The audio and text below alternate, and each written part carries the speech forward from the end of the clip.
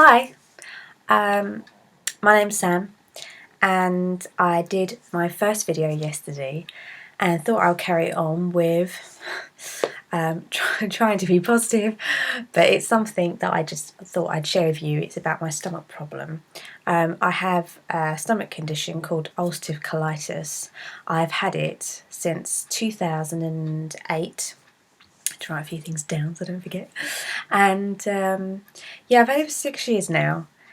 And I thought I would share my experience with how I got it, for one, so you can sort of try and avoid the situation to where and how, so you don't have to have that in the future, just in case.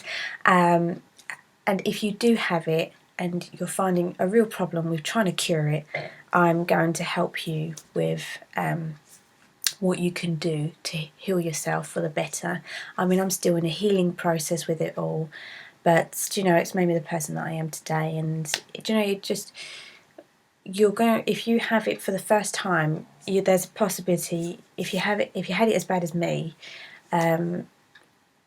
you realise there's so much taken away from you, and the best things in life are free, and it's things like you can't go for a normal walk, you're afraid that an accident might happen or something like that with your body because you're not in control of it as much. And I just thought I'd share something with you, my past and how I overcame that. So here we go.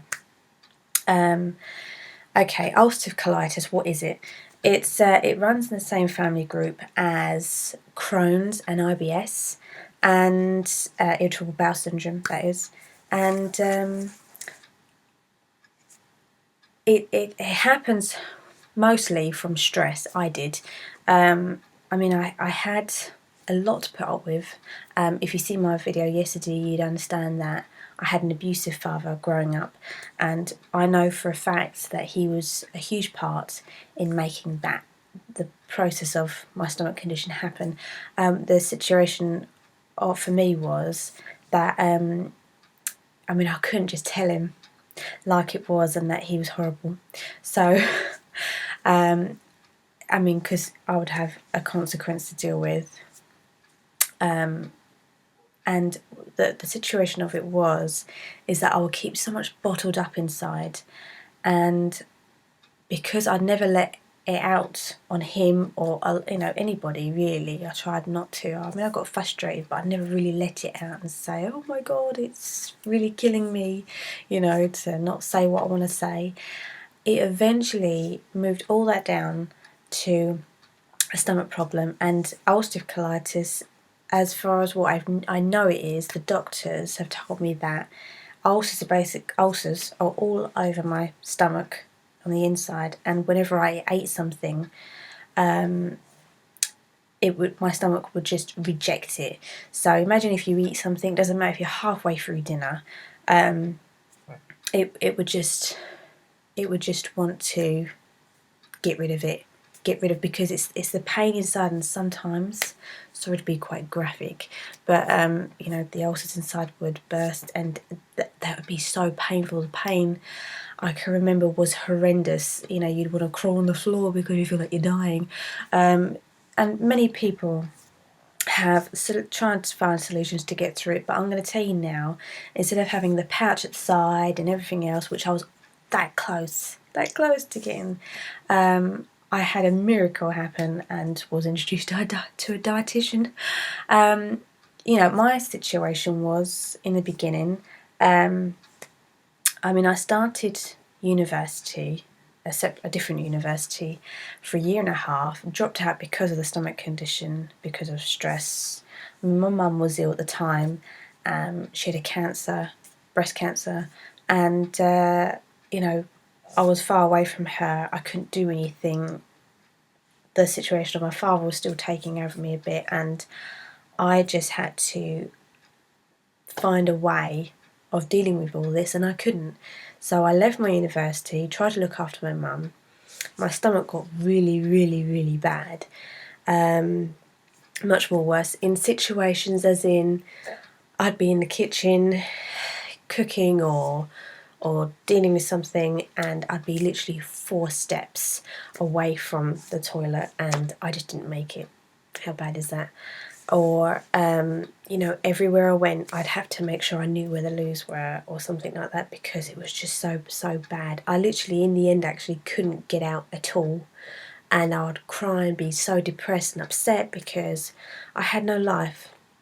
In fact, I think I got to a point where I wanted to end it, because I was just like, what is my meaning in life? What is the point in all of this? And then, you know, I kind of had a breakthrough where, you know, the hundreds of doctors that I'd seen, one of them had eventually said to me, I think it'd be best to see a dietitian. It could just work for you. And I thought, yeah, right, you know, go on some sort of diet. It's not that kind of diet at all, because it's not like you have to eat salad and all the right little things, because those things could not agree with you. It's not that kind of diet. It's a different kind of thing where you find out what foods irritate you and which ones agree with you, what makes you feel a bit better, and then you write those down in the journal until you find what the main key, the problem is.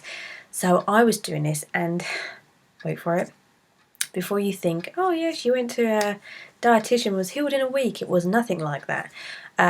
It took a full year, and possibly a bit more, possibly a year and a quarter, until I saw some real results for the first time. I mean, I was a person that was going up to 10 times a day. That was how bad it was, and I mean, it was bad. I couldn't even sleep at night. You want to hear something really funny? You know you've got it bad when you go to the loo and you're so tired. And I remember actually falling asleep on the loo for like 20 minutes, waking up and thinking, what has just happened? Something has to be done.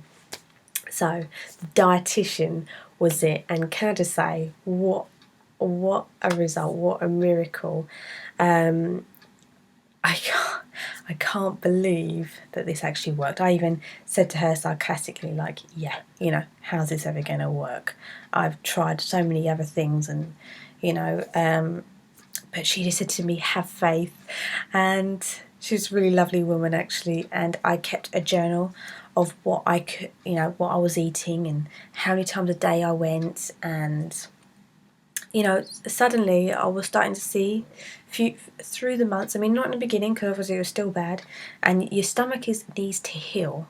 So it doesn't matter if you actually are eating the right foods at the time, because it's still healing. It's like, I don't care, I just want to reject it. But if you eat all the right foods, eventually your stomach's just going to pass it through like, oh, actually this isn't too bad, and you can be okay on this one today. I mean, it's not like it healed overnight, you know, but you just eventually, it started going from 10 times a day to 6 times a day to 5, 4, 3, and now I'm actually up to the point where on a good day I go twice. That's on a really good day, twice a day, which is considered possibly normal. But on a bad day, which I have now and again through stress, you have to control that too, I go up to about 4 times a day, 4 or 5 times a day. Now, it's tough sometimes, but you find your ways of getting around it. In doctor said to me that it was for life. So if I want to live my life, I've got to find a way of dealing with it. Now, I have a list of just something I wrote down so that you know what to eat and what not to eat, just things to look out for. Okay, things not to eat. Spicy foods, just stay away. It is not good for your stomach if you've got this problem, especially. I mean, it's okay if you use spicy food and you love that and it agrees with you, and that's fine. But for people that have ulcerative colitis, I just say, whoa, that stuff, just don't even consider going there. It's really not something you want to see.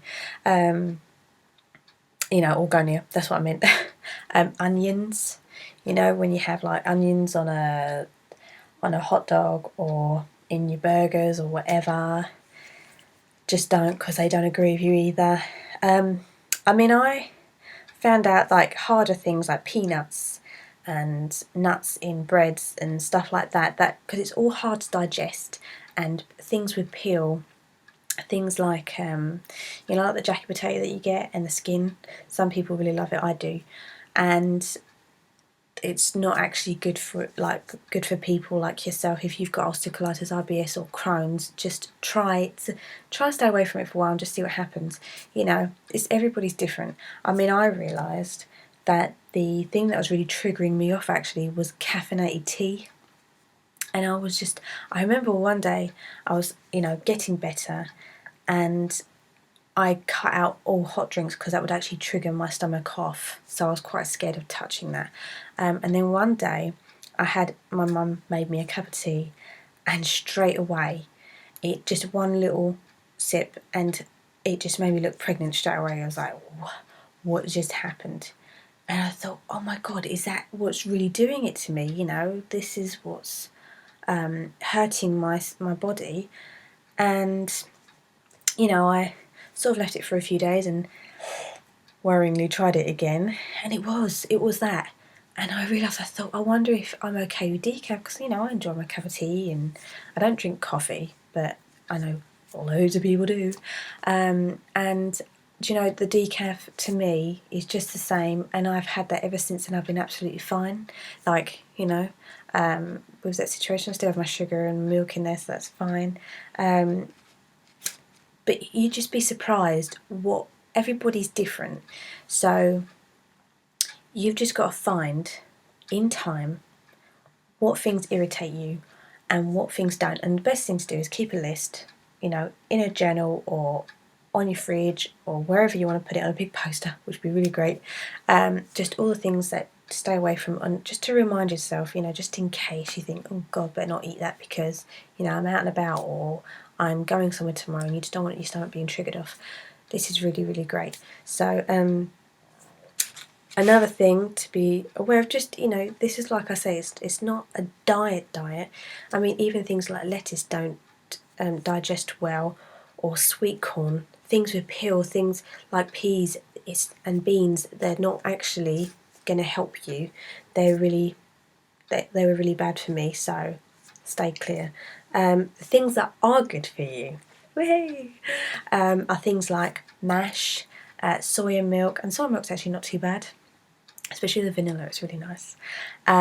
Spaghetti, just softer things, and I know it's annoying, but things like if you have cucumber, just peel the skin of it off and try not eat the seeds in tomatoes either, because it's all those little things that just don't digest, and when your body rejects that, it's just trouble. So, but yeah, keep a journal and see what happens, and maybe you could just be healthy. I mean, when I had this problem, I lost so much weight. I think I went down to almost like 8 stone. I'm about 9.5 now, so that's pretty good progress. I still have my days where I have my problems and stuff, and it's so funny when I'm at my university and I say to my friends, they're gonna laugh at this now. When I said to my friends, oh, I'm just going to quickly make a phone call or whatever, really, I was just going to the loo. It's life. You move on, do whatever. But that's how I moved on, And now I just have better days ahead. I can walk a few more places, and although, yeah, okay, I have to find out where the loos are. Anybody can tell me if I live in a particular area and they say, where's the nearest loos? I'll be like, oh, I know where they are, because I'll just know that information. But, you'll find a way, and I know that if I'm going to have a day out, I think to myself, okay, for the next couple of days, don't eat anything that's going to set it off. Be really strong, and just avoid things. Oh, and another thing, watch out for fizzy drinks. Have to admit, Coca-Cola and Pepsi are a weakness of mine, and I try to cut that down to once a week. That's really hard to do. Try and drink more water, like I do. I fill this up every day and I drink that, so yeah, drink plenty of water. Your body will get used to that, and actually you'll be thankful for it later, so yeah. What else? Anything else? I think that's it. Yeah. So I hope this video has helped you, and I hope that if you've just started getting ulcerative colitis, Crohn's or IBS or anything like that, keep a journal, find out what irritates you and your body, and you'll soon hopefully find results. So yeah, okay, I'm gonna leave you with that, and it's actually night time where I'm, so yeah, good luck with it. Night.